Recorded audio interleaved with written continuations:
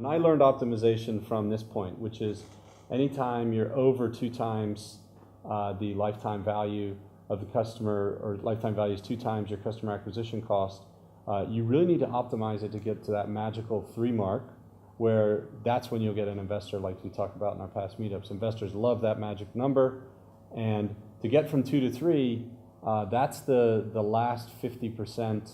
That extra mile that you need to take people over. But it's the hardest one. It's the hardest one. It's like when you're losing weight, right? Yeah, exactly. It's really easy in the beginning, but then you still have a little bit of this extra body here and there, and it's so difficult to lose it. So that's the same here. And it's really the big, it's like, think of it like a sculpture. You get this big block of marble, and you really get it down close to where you want. But to make a masterpiece, this is where the on-page optimization really comes in, because if you've built your funnel right, you've got the emails, you've got the big pieces in place, there's a lot of room in all the different pages and some of the email sequences that you're doing to really optimize the customer journey. So the journey's right, but you just want to dress it up and make it a lot better. So we went through, or really there's a framework that I've used that I was taught by a guy named Pep Lai of Conversion XL.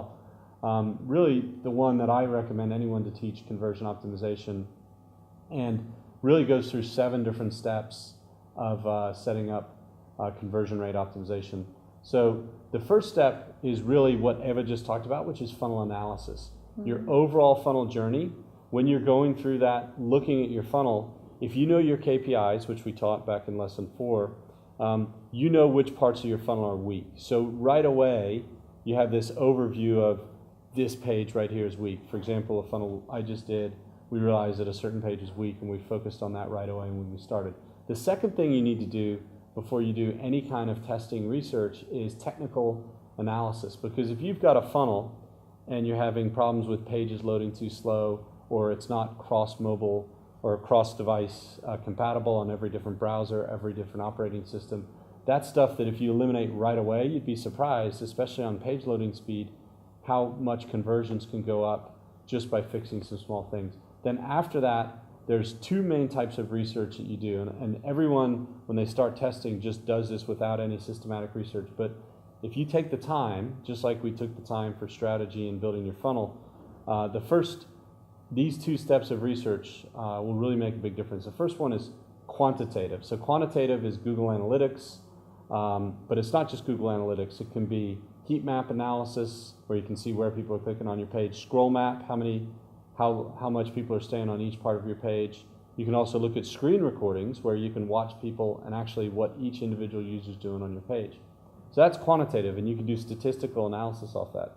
But quantitative without qualitative analysis, which is the human factor, the creative feedback part of testing, quantitative analysis is not enough. So this is where you sit down next to someone, and I might sit Eva down and say, Eva, what do you think of this site? And you just look at it and say, well, this is what I'm thinking. I don't really understand what to do next.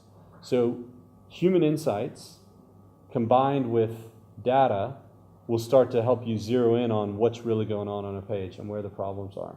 So after you do the quantitative analysis, and you do this on all of your pages, specifically focusing on your problem ones, then you have a whole bunch of notes, and you're going to sit down and list every issue on every page, and you're going to list the priority, you're going to list whether it's a no-brainer to just fix, you're going to list whether it's a hypothesis, you're going to list whether it's a test. And out of all these things, you develop hypotheses, and you categorize these in order of priority.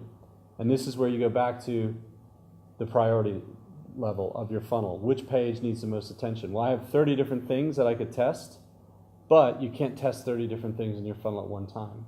You have to really focus on the most important ones first. So how do you choose? The top 2 or 3 tests. And this really, I choose it by a couple things. One is which page has the worst KPIs according to what you know should be happening. So if your webinar opt-in rate is 10%, Eva can get 40%, you should probably go test that page. But also, like, in that case, if it's 10%, it's probably in this scenario number 2 where you are exactly. Not getting. So let's say you're at like 20%, and should be 40. You could be as high as 30 or 40%. So that's really the first thing. The other thing is also ease of implementation. Yeah, so if important one. If you have what you think is a headline problem, and then you have a programming usability fix that you want to try, go with the headline first, because if the headline solves the problem, then you can easier to do. then you can go back and make the usability fix and then get even more of a benefit. So there's a lot of different things. The other thing to look at is traffic. How much traffic are you getting? If you're trying to optimize your shopping cart page, but you only get 100 visits a month, that's not the best place to start, because you might just pick a few changes that you think are going to help based on your usability issues and go and test something at the front end of the funnel. So those are really the main ways you do it. And then finally, you test the hypotheses. And once you have a hypothesis, then you have to go set up the test. And you go to the designer and you say, hey, I want you to create a different design. Or you go to the copywriter, which should be you as a marketer, and you come up with new headlines and new things to test.